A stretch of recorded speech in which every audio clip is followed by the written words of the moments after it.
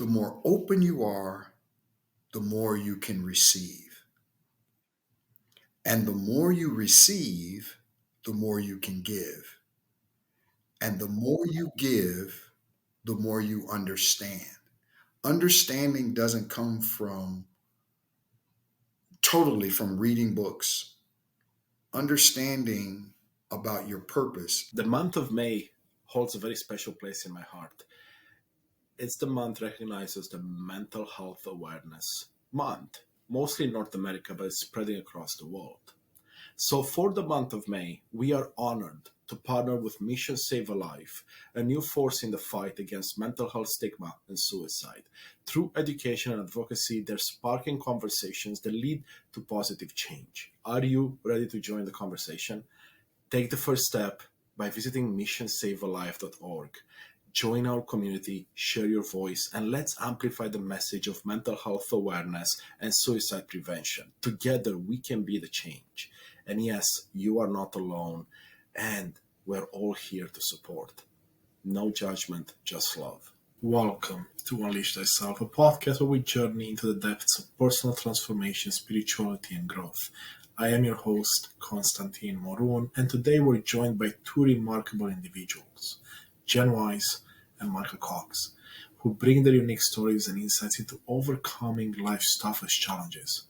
Jen, already known to many of you, continues her visionary work with Mission Save a Life and as a corporate executive at Microsoft. Her commitment to mental health advocacy and community has inspired countless individuals. Now, joining her and I is Michael Cox, Vice President of Individual Giving at Habitat for Humanity International and a former minister with 30 years of service. Michael brings a deeply personal story of battling depression and suicidal thoughts that began with sexual abuse in high school and intensified after being stripped of his college basketball scholarship. Today's conversation will delve into the importance of coming from a place of love, the healing power of sharing one's story, and the vital role of supportive communities in mental health recovery. Michael's journey from pain to purpose and Jen's advocacy efforts provide profound insights into the resilience of the human spirit. Prepare to be moved and motivated as we unpack these powerful narratives. But before we start, I have a small favor to ask. Please subscribe, like, and share your thoughts in the comments. Your engagement helps us continue to bring these transformative stories to light. Now, let's begin.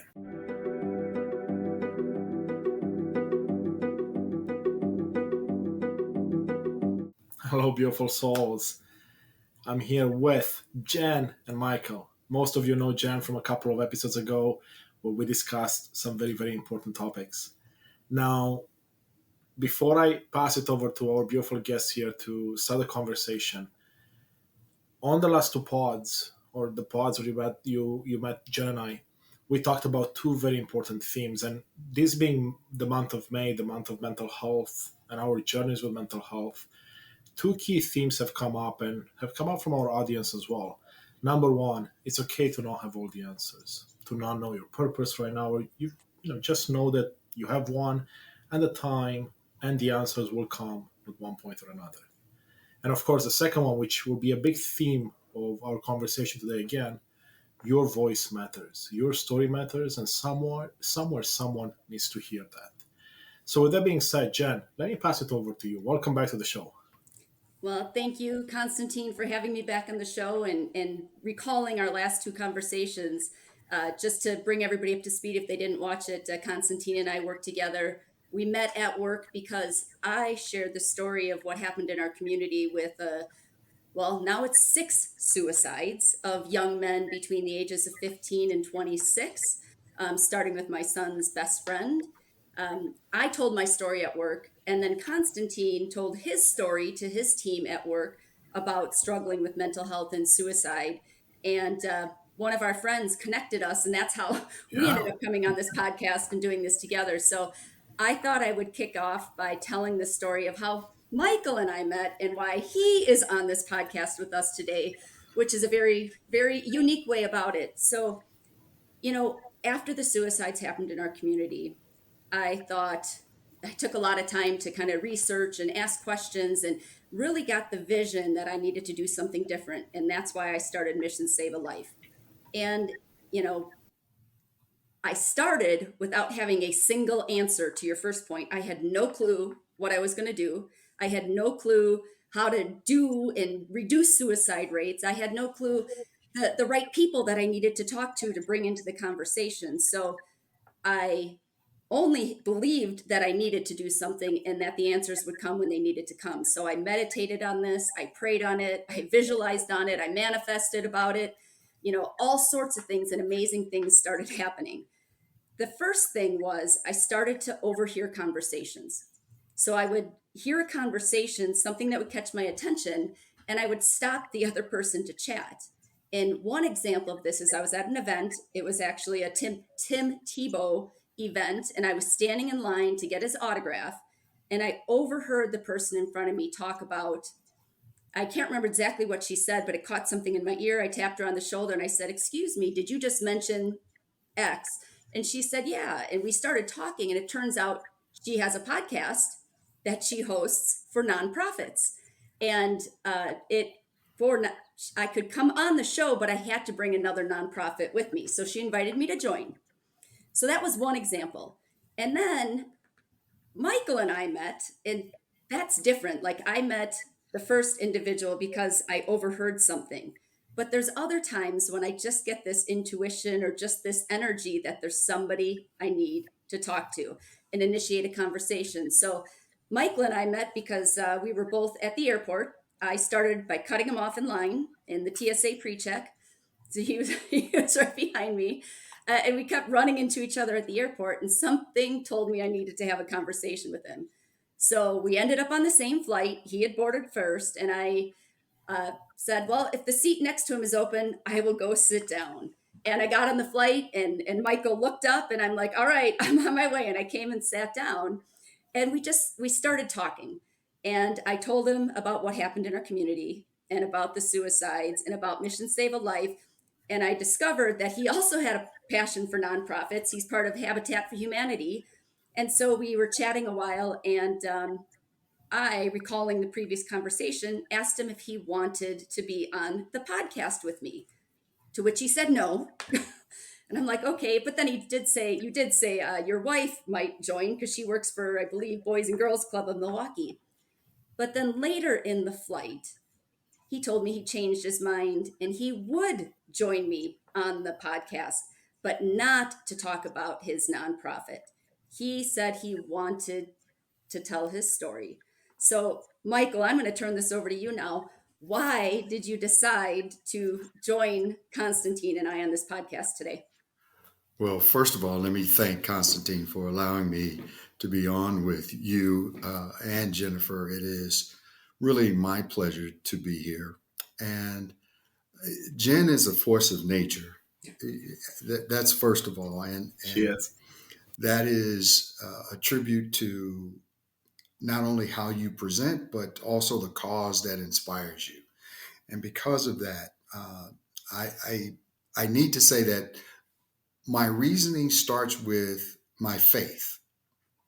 I happen to believe that there are no coincidences, that every opportunity that you encounter another human soul, there's an opportunity for connection, for learning, for exchange, for depth. Often we don't stay in connection long enough to discover it.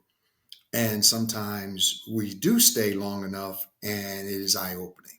So, the actual answer to your question on why, it was the conversation. I stayed engaged with it long enough to find out why. And once the why hit me, I had no other choice but to say yes. I had my normal professional hat on the entire conversation.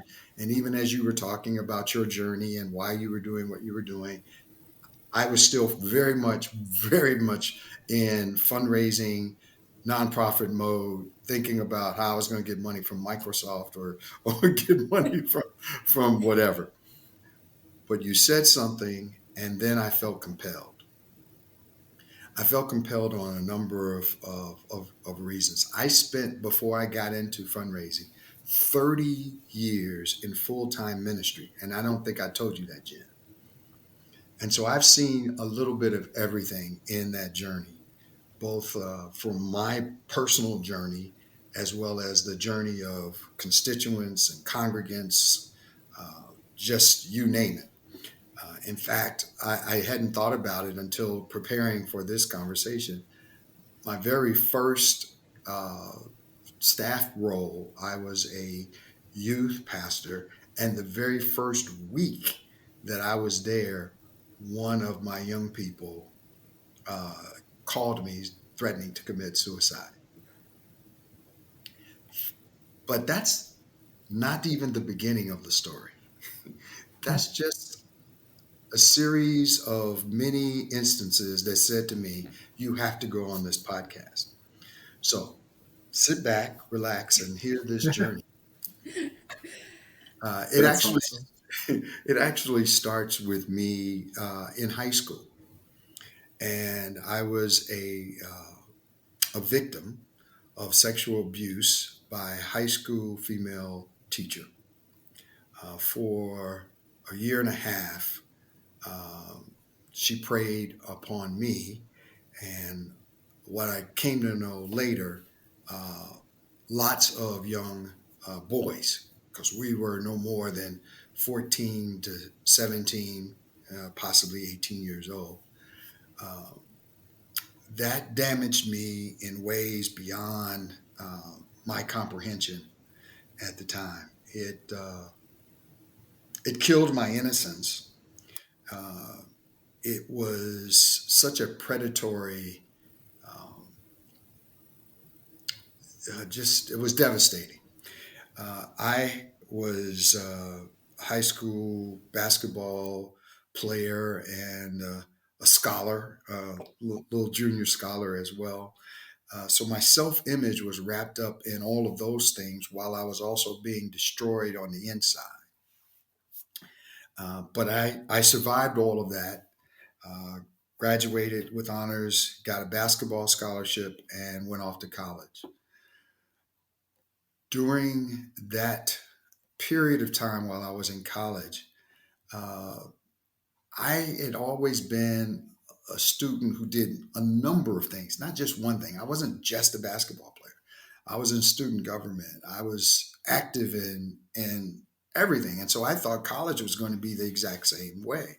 My parents hadn't gone to college, so my ideas about college were all wrapped up in sort of storybook fashion. But that's how I had lived. So I decided I wanted to do more than that. And I came to the coach and said, "Hey, look, I want to pledge a fraternity." And he said, "No, I don't think you should do that. My players don't pledge." Well, I said, "Of course I'm going to pledge anyway." Well, when I did so, he actually cut me from the team. And Oh, I don't know about you, your knowledge of scholarship athletes, but when you're cut, your scholarship goes away. And I was depressed. I I knew I couldn't afford to go to college without the scholarship. I had no idea what I would do for college. My parents certainly couldn't afford college to send me to college. Uh, I was devastated. And I realized the first time that my self esteem, which had already been crushed internally, and now external, because I was the only freshman recruit in my class. So everybody knew me as a basketball player. And now it was going to be public that I wasn't going to be a basketball player. Hey, it's Konstantin here, and I want to take a brief moment to truly thank you for being a part of this incredible journey of transformation. You are the reason we are creating this content. I see you and I appreciate you. Your support truly means the world to me. I want to ask you for a small favor. I'd love for you to join our mission by hitting like, subscribe, or leaving a thoughtful comment or review. Your engagement helps others discover these insights, and together we can continue to unlock the power of authenticity and personal transformation. Thank you for being a part of this movement. Now, back to the episode. So I had internal depression, now external ex- exposure. I literally stayed in my dorm room for weeks. And in the African American community and the African American male community, depression is never discussed. Mm. It is never talked about. Uh, Weaknesses, tragedy, depth of despair are never articulated. It's frowned upon. It's looked at as weak. And I just it, the honest thing about me surviving that was my faith. I was fortunate enough to be grounded so well in my faith that I crawled barely out of that existence. But the thing about crawling, you're not walking. And I was, faking it until I could make it. Um, the thoughts of not having anything to live for. What was my life about? Why? How could this happen to me? I had done everything, quote unquote, right, and I felt useless. I felt taken advantage of. It was almost as if I had been abused all over again. Mhm. Um, Self esteem had to be close to zero. And uh, so then but my behavior became more and more erratic, even as I was crawling out. I certainly was not a good friend to hardly anyone. Uh, my grades suffered. I went into my freshman year, or it ended my freshman year with a 3.6 GPA. That semester that I was cut, I got a 2.0, which for me was even more drastic. Mhm. So now I don't have anything. I don't have basketball. I don't have my scholarly academia reputation really. Uh, my friends, the people who were close to me, I had put at a distance. I couldn't call my parents uh, and tell them anything. I just panicked about life, and I figured honestly the best thing to do was to just end it. Um, Clearly no one wanted me, or the only people who wanted me wanted to take advantage of me. They didn't. They wanted to. No one saw me for who I was, and there was no value in my existence. So I cried a lot. I stayed in that room.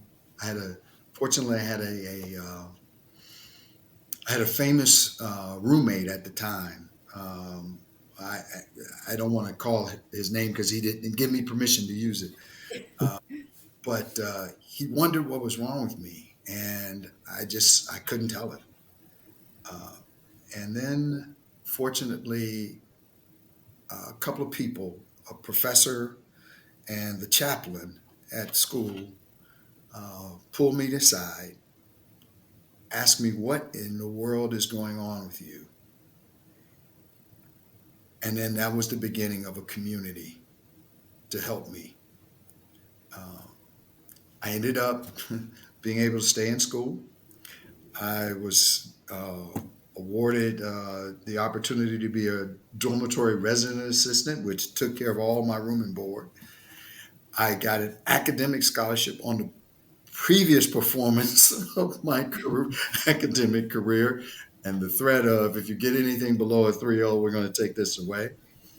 And I was able to stay in school, uh, but I was still crawling. I was still crawling in life. And when I accepted the call into ministry, I left and began seminary work and seminary training in grad school and got that first job in the very first week.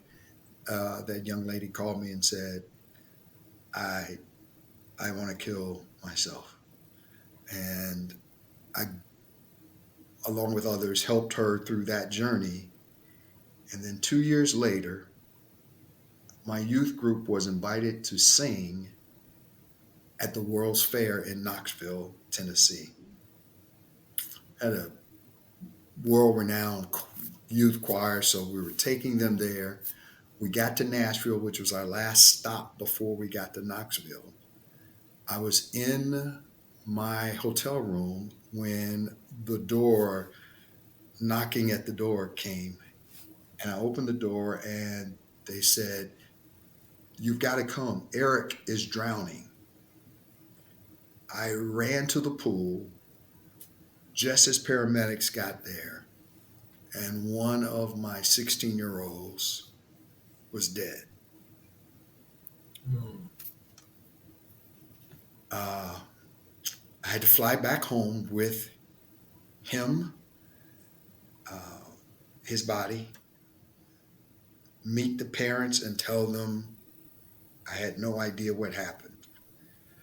He went swimming like a bunch of the other kids, and they said he just jumped in the pool and never came up.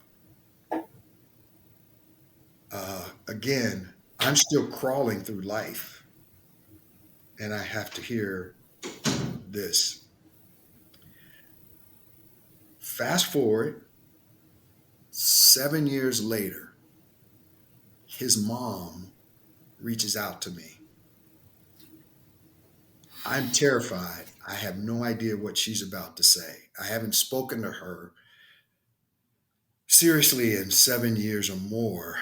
And she says, "I just want to say to you that Eric left a note. And in that note, he said that he was gay and he knew that that did not resonate in his family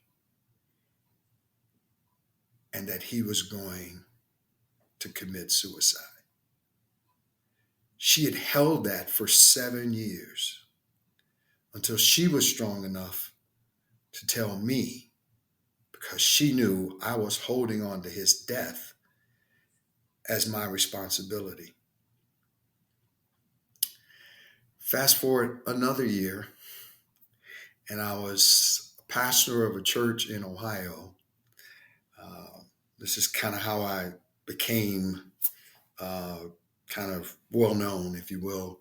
I planted a church in a community right outside of Cleveland, and we had six original members, and in 4 years we had 400. So we did pretty well. Um, but in that group was a wonderful, wonderful woman who was one of the original folks who joined early on.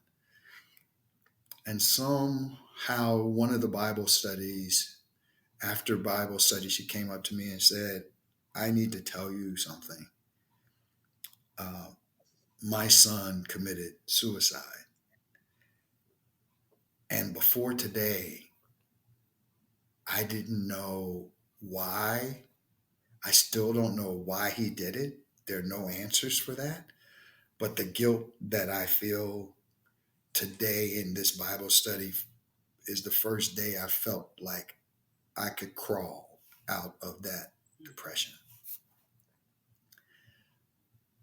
So, suicide, depression, abuse has been a part of my journey for 30 plus years.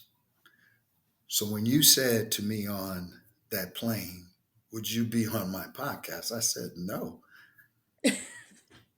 But then when it was revealed to me why I was, why we were connected, it became apparent I did not have a choice but to say yes, because there's somebody out there, there's some perhaps young African American male, there's some woman, some one who might hear my story and realize you don't have to crawl. You can reach out to somebody. You can cry out to somebody.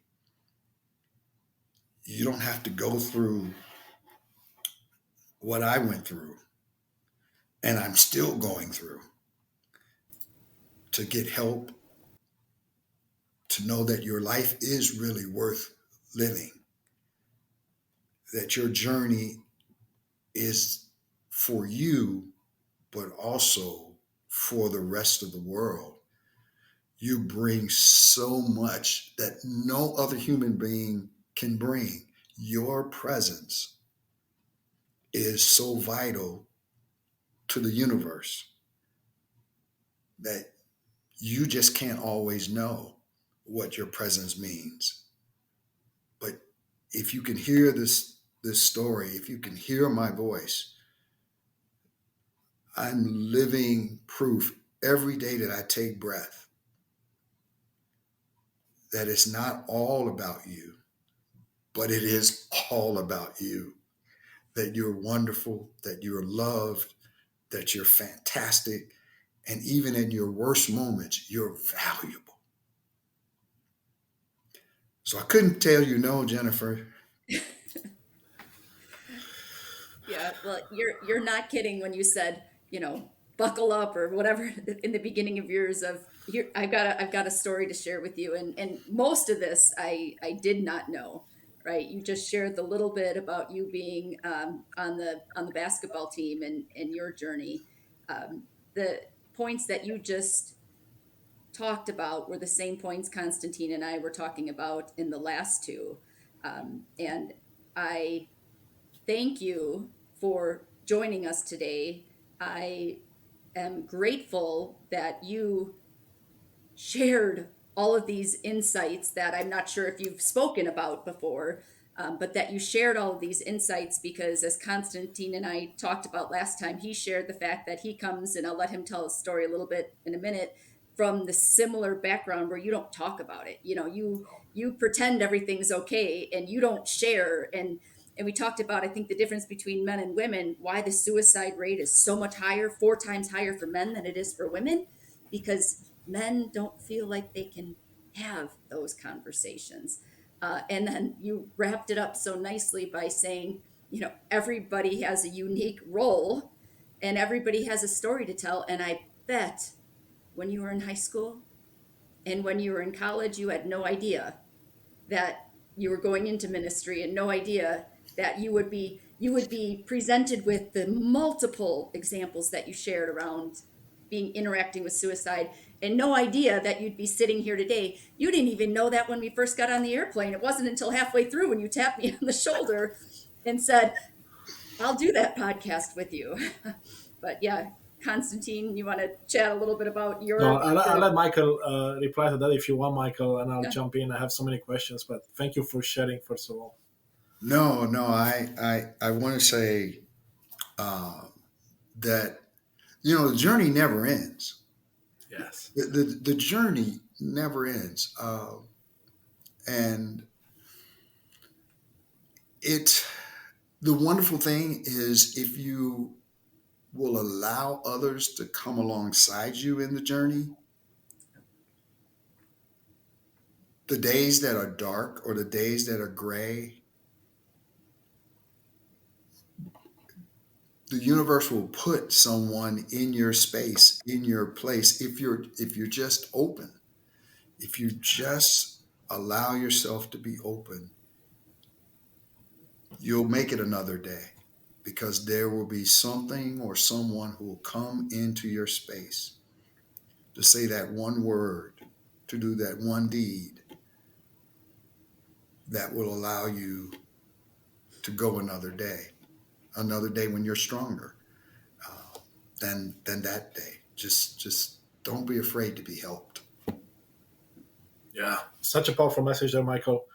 I love everything you're sharing because, like you, I grew up in an environment where you don't talk about mental health. I mean, I don't even remember the first time the subject was brought up, at least not in Eastern Europe where I was born in during the communist time, and not even when I moved to Canada. I mean, I moved when I was 17, leaving behind everything that I knew at the time. My brother was 12, my parents were in their 40s, and I don't remember any of us ever talking about it with anyone at the time. Right? And looking back at your story as well, I wonder how different our stories would be if we had been taught how to open up and have these conversations with someone that's not necessarily judging, but just there to listen, maybe provide a helping hand. And that was definitely missing in my case, and it was missing for a long time. And then even when I was later in my 20s and my 30s, and people are like, "Oh, just go to therapy," still very taboo, right? Because your friends grew up the same way as you did, which means that if they know you're going to therapy or if they know you're doing this, they're going to make fun of you. And it's just kids, just having fun, but that takes a big toll on you. I mean, I know from first-hand experience, I can imagine in your case, Michael, as well. The environment you grew up in, the environment you had to be in, and then later on, as you went to see the boy pass away, under your care, right? And wow, I can't even imagine the toll that took, especially because even at the point, I would imagine you didn't have necessarily many people to talk to about that. No. The strange thing is, as the universe always puts, there's good and evil in the universe. Yeah. The strange thing is, in high school, this teacher's predatory nature was known by other teachers. And I was actually asked by one of my teachers, "Is this true?" And I said, "Yes." And they did absolutely nothing. So my faith in caregivers was diminished. So now you have that layered on top of all the other things. So going back to this other point, trusting the system, trusting the people that you're supposed to be able to trust became even more difficult. So you've got a community that says don't do it. You've got Yeah. caregivers who are ignoring your cries for help. And then you have your own internal drama of saying you're not worthy, so why even try? So getting through all of that to eventually getting some care, which is part of my truth as well. Eventually, I got some counseling and being able to tell the story to a counselor, and then ultimately be able to share it in various forms over the years. It's not easy. I mean, I feel my heart racing now as we talk about it. So, Constantine, yeah, the community does not look at you as a man of strength and character, and you're actually looked upon as weak, and they don't understand. You take in particular the kind of abuse that happened to me. It would be easy for folks to say, "Well, you were a boy and she was a woman, so nah, Mhm. you're very macho." And no, until you've had your innocence taken away from you, there's nothing like what that feels like, and your self-esteem is just totally destroyed. Powerful, powerful there, Michael. Go ahead, John. Yeah, I imagine your early interactions that you just spoke about and not really having, losing faith in the other teacher that didn't do something about it when they did know the truth. Um, and then as you move forward into college and having a coach that wouldn't had only one vision for your life versus a rounded vision for your life, and kind of reinforcing that, but then ultimately you did have people that stepped up and acted as part of that community. What did that restore your faith in community? Did that teach you anything on how you show up for other people? I mean, you did go into the ministry, so curious of how that unfolded. Well, the answer to your question is yes, but not so easily at first. I mean, when you're crawling, you're really just trying to put one crawling leg and hand after the other. My objective, I wish I could say I was so much self aware and that, oh yes, the surrounding community really that you have more faith now in people, but that didn't happen immediately. That took some time. But yes, today I am the kind of person that certainly sees the universe as having some wonderful one, that most people in the universe are wonderful if you allow them to be. There's more good in the world than evil, but you got to trust it, and it's a scary thing to sometimes trust if you've been hurt or you've been injured. It's scary. So somebody needs to say, yes, it's scary, but it's doable. Yeah, powerful, powerful message there as well. And you're absolutely right. I am of the opinion as well that there's so much more good than bad out there. It's easy for us to focus on the negative because of how our physiology is, right? Our psychology with the negativity bias and whatnot. But what I'm hopeful as well, what I'm seeing more and more is with enterprises like Mission Save a Life and other non-for-profits and other missions out there, it's becoming easier and easier for people to stand up and talk and help each other. And I see a shift in the world now. Is it happening as fast as one would want? Probably not. But there is a shift where this becomes more acceptable and more okay to open up. And I'm not sure about you, Michael, and how you're feeling right now, but I know when I started to open up about my journey, which was about a year and a half ago now, I was getting, those sweaty hands and a bit of anxiety, but now it actually empowers me. It's like, well, like Jen was saying at the beginning too, it's like your voice matters, your story matters, and then having people come up to me or send me an email or send me a message, say, hey, that was powerful, that helped me overcome this or see something in a different perspective, then makes it all worth it because you realize, yeah, your story is not just for you. With your voice you can help so many other beautiful people, and really by helping them you're helping yourself. That's the biggest lesson I've taken out of all of this, is because I've progressed on my journey so much faster by actually giving and sharing. Right. Constantine, every one of those little vignettes I shared with you were empowering me for more growth. Each one of them sparked more and more growth to the point that, yes, I could share in a sermon before thousands about my journey. And it helped other people realize that there's a lot more good. There's a lot more opportunity to be a positive influence. There's a lot more uh, to live for, Yes. and I love that about life. I love that about meeting people like you and Jen, and wondering where the wonderful journeys are going to intersect, and what not I'm going to get personally so much, but what is it going to give the universe? That's what I love most of all. Yeah. What can I be a part of that rejuvenates life, that resurrects life? Yeah, I want to comment on that one because you mentioned just a little bit ago that you are still growing, you're still crawling and learning to walk and learning to run, and it never ends, right? It's a journey. It's not like one day you solve it and you're happy ever after, right? The happy ever after is the reality that you create with the help of God, with the help of the universe, with the help of your own guidance and intuition as well. And I'll tell you, even with Mission Save a Life, right? When I started this, as I mentioned in the beginning, I had no idea what I was doing. Well, still don't, and I'm okay with that, but which is a strange thing because I usually like to know what I'm doing.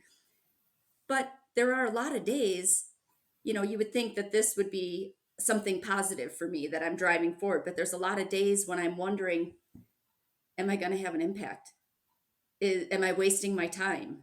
Am I, there's self doubt quite frequently that is the work and the effort I'm putting in going to do anything? Is it going to help the universe? Is it going to build a positive place? But you mentioned the other thing. Well, it's amazing what happens when you've been given this purpose, that God and the universe are going to put the people in your life, like the three of us meeting. But on those days when I've got the most doubt, I get the best story of someone that I tell my this story to, and they're like, I was there. I was in that place. And if someone didn't do that, or, I told you on the plane about the college athlete, right? So he's working for us this summer now. And he's got some great ideas, and he's very motivated, and he's working on this awesome idea for an application, and just helping give him a platform, Mhm. right? And seeing his transformation, his journey. There's a young lady that was in the same place, and she's helping us now design some t-shirts that we're going to sell. And, she's involved. And then you've got this person and this person. So every day that I feel that self-doubt, something comes along because I'm open to it, as you mentioned, and that changes the environment, and it changes, how I think about it. I'm curious, Michael, if you've got like any advice for that person who might be where you are, or having that self-doubt about their purpose and their reality. What would you tell them is your biggest learning from your experience? I think the biggest thing I would say that from my experience that I've learned is the more open you are, the more you can receive. Yeah. And the more you receive, the more you can give. And the more Love you that. give, the more you understand. Understanding doesn't come from totally from reading books. Understanding about your purpose. I spent 30 years trying to help people understand and using this language in one religious perspective of understanding God's will for your life.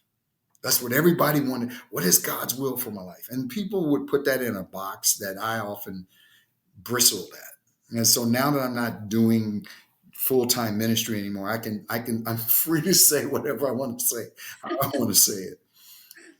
And God's will for your life is really extraordinarily simple, in my opinion. One, God wants you to love God with your full heart and soul. God wants you to love the rest of God's creation with the exact same fervor that God loves you. And ultimately, God wants you to love yourself. I don't care what package religion you want to put it in, that's as simple as it gets. And if you will allow yourself to be loved, to give love, then you will discover it. That's all of our purpose is just simply to love. Love this creation, love this ecosystem, love this planet, love everything that we've been afforded stewardship of. And if we do that, that is the will of the creator. That's just find your space, your little space to love and be loved. If you do that, lots of wonderful things you can understand about yourself and about others. I I just, if I could repeat that, you said the more open you are, the more you receive, the more you receive, the more you give, the more you give, the more you understand, the more you understand, you have the ability to just love. I mean, everything is about love, and you can see behind Constantine, he's got love on his wall, but And love in constantly his heart. I can see the and love love in his in heart, and love in his heart. Absolutely, I love that. I really love that. I think that sums it up really nicely, and I think people think um, like when they're open, they're giving away, and they're not in control of their life and these things. But in honesty, I completely agree. The more the more open you are, the more you get, the more you give, the more you understand, the more you love. That's fabulous. Yeah, and I mean, if you think about that, I mean, that's so amazing, Michael. First of all, and Jen as well. I look back at my life, and growing up the way I did, the environment I grew up in, and then coming here, I learned very well to put on the persona that I thought would fit in the best with whatever group I was going to be part of, be it social group or a school group or a work group, doesn't really matter. I was really good at it. which meant I had these multiple personas I had to build stories for, keep stories for, entertain stories for, and then show up as. And I can imagine many people in the audience, you listening right now, you may have had situations in which you had to, or you thought you had to show up a certain way to be accepted, or to not be ridiculed, or to be part of something. And to the point which both of you just made right now, the more we let go of that and just be you, the easier it becomes. Like it can be easy and simple. That's why I smile all the time now. I'm like, at work at Microsoft, I'm the same person you get on the podcast, and I'm the same person you get if you play soccer with me or if you go out for a drink. That's it. There is no other version of me that I have to entertain. And that gets really tiring. That gets really hard, right? And of course, that's what brings you down often, at least in my case. When you Awesome. pretend you're someone all the time, that just takes away your energy and takes away everything else, and you're not true to yourself, and you're not true to your own will and God's will for you and the gifts that he gave you, because you're trying to be somebody else. Yeah. All I can say is, Amen. Absolutely. I love this Absolutely. so much, both of you. I mean, look at this. As I was saying in the beginning, before we jumped online, the time will pass, and I can't even believe it. It's been like almost 45 minutes. I want to give both of you a chance to share whatever comes up for you right now. That I know we talked a lot about very important things, but I'm sure there's one more message that perhaps each of you will have for a beautiful audience to keep in mind. Maybe something we haven't talked about yet. Ooh, I know, pushing you on the spot. Yeah. I will say this, and it's kind of you know kind of goofy, but I'm a little nerdy that way. I I have things I absolutely love to do that define me, and I don't care what happens in the world. I always hold on to those things that make me smile. And in a world that is can be devastatingly crazy and harsh and all those other things, I still find my little thing. Like before this podcast, I wish I could show it to you. I was doing one of those things, which is reading. I love reading novels and a bunch of stuff. And I would say I have met a lot of people who don't have something that they really enjoy. That that no matter what, in the midst of all chronic crap, you can enjoy this. And if you had to only do this for the rest of your life, you really be okay. I've got a few things like that, and I would just encourage any of your listeners out there. If you're being defined by work, if you're being defined by religion, if you're being defined by family, if you're being defined by anything other than looking inside yourself, that could be problematic. Find what gives you joy and what makes you smile and laugh. Laughter and humor and purpose Yeah. is what I'm about at this age. Yeah. And we should Well, be at every age, right? That's so beautiful. And I mean, Jenna, we talked about identity a big part, right? One of the things that I talk a lot about is finding that that part of you that wants to come alive. I mean, I have the sign above love says follow your heart, right? I mean, find what's in your heart. I mean, if it is to hike in the woods with your dogs, like I am about, or other things, why not go do that? yeah. Well, you can see behind me, kind of, you see the pictures, but this is like my coaching corner. I've got soccer teams and volleyball teams and different elements and some of the races and stuff that I've run, and that was one of the things is I get the most pleasure out of helping people achieve something they never thought they could. So when you're coaching sports and you have that young girl on the team that is so shy that's out there and doesn't, thinks they'll never score a goal or thinks they're not part of the team, and you teach them how to be part of a team even if they're not the rock star, and all of a sudden you see them accomplish something, that's what gives me joy and passion, is just helping other people. But I'll add, Constantine, to your other point, one kind of example. When I get into when my thoughts and my emotions go down a track that aren't me, like even the other morning I woke up because I woke up too soon. I did a podcast or a little talk track on this yesterday, and all of a sudden you your day starts to take over in a direction you didn't want it to go, and you're just following that track instead of saying, catching yourself in the act and saying stop. I do a lot of my best thinking in the bathroom, right? You go in the shower, there's no technology, there's nothing else there, and then you let the water just wash away all the BS that's there and kind of reset yourself, and you can leave the shower, back to who you were. I'll my boss at my old company, like, Jen, we need to solve this problem. Go to the bathroom.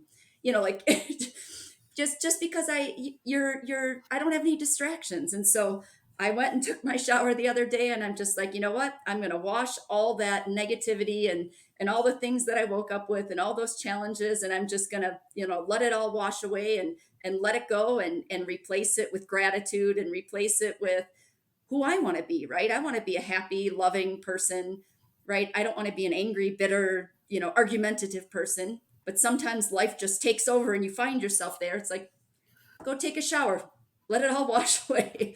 So that's my little trick for how do I get myself out of a place when I can't do it on my own. Go take a shower, wash it away.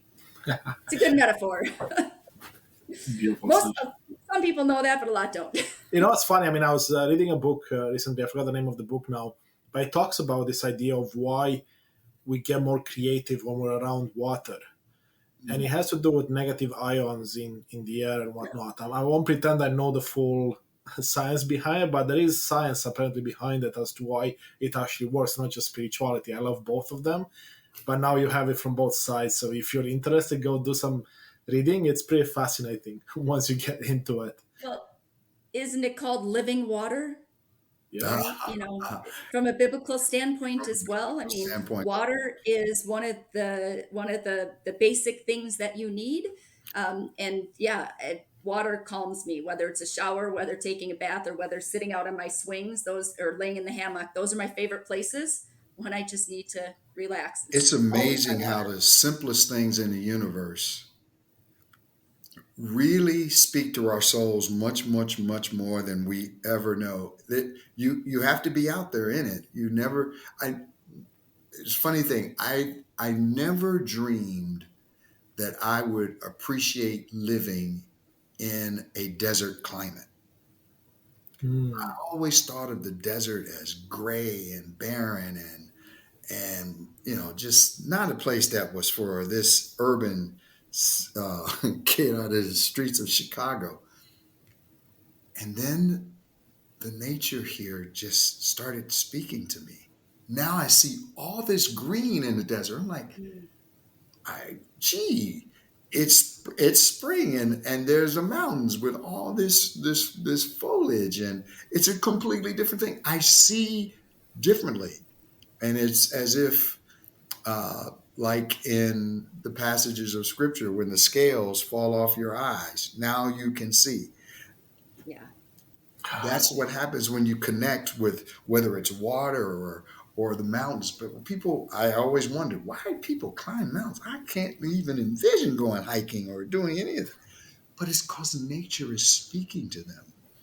It's the Yes. universe comforting them. It's the universe putting its arms around them and letting them know you're really in a good space. And you have to find that out there. Yeah. Yeah. That's the power of gratitude and finding the positive in life around you, right? Because it's so easy to find the negative because it's looking for you, and your brain is always looking for that to keep you safe. So finding the positive, that takes work. So I so much love that story, Michael. It reminded me this week, so I'm in Canada. It's finally starting to warm up a bit. When I say warm up, it's still like 50 to maybe 60 at best. But we have some paths nearby where I live, and I take my dogs for a walk almost every day. On this particular day, I was taking a break from work, and I go and I walk, and it's such a beautiful day. The birds are out, the trees are budding, and there's a river passing by through this path. And the sound of the river was so magical, and I stopped and I was like, wow, look at all this beauty. I'm like, I'm surrounded by this. I take it for granted when I walk every day. And it just stopped me in my tracks. I sat down on a bench and just enjoyed the sounds and the view with my dogs. And I would watch my dogs, and they were like the happiest beings ever. Like, no matter what happens, they're the happiest. And I was like, wow, we need to be more like that. Because it's just in the moment, right? Like all the worries of, oh, what I have to do after lunch for work or for my event or anything else, just out the window. No worries. And it's like, just stopping to smell the flowers, I guess, right? And be grateful for what you have. It's so powerful.